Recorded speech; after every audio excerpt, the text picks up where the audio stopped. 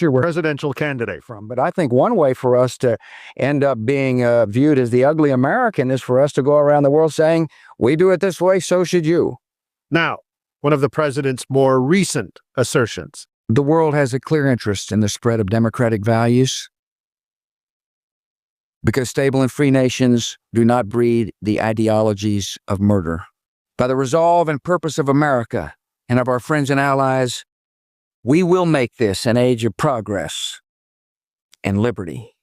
So, what happened?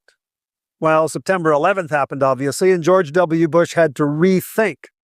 But for many of those around Bush, there was no rethink. There didn't have to be.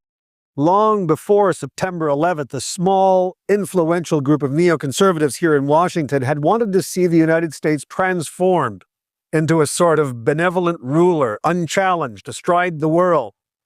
And long before George W. Bush was elected, they sat down and they wrote down a manifesto. It's basically saying the United States has to take responsibility and to enforce peace around the world and enforce what they call American principles, American interests.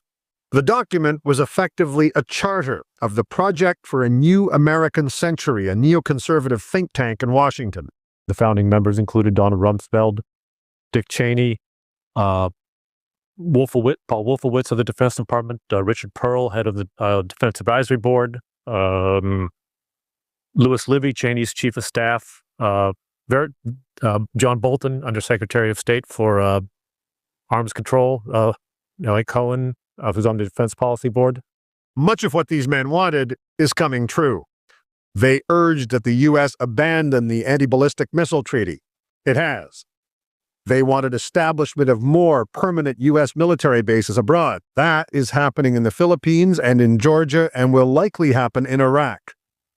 They urged regime change as a goal of foreign wars, not just in Iraq.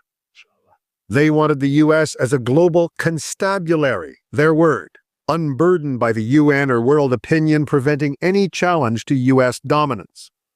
But, they wrote, a year before September 11th, such aspirations are unlikely to be realized without a catastrophic and catalyzing event, like a new Pearl Harbor. William Crystal, a leading neoconservative and director of the Project for a New American Century, believes such goals are good and right, and he's delighted with all this success, but he says there's more to do. We haven't persuaded the Bush administration of everything. I think we need to spend more in defense. I think they need to rethink their policies towards Saudi Arabia. They kicked the can down the road on North Korea, but obviously they're going to have to deal with that. The U.S., as Gary Cooper in High Noon, say critics, standing tall, all alone, building a new American empire in a new American century. Neil MacDonald, CBC News, Washington.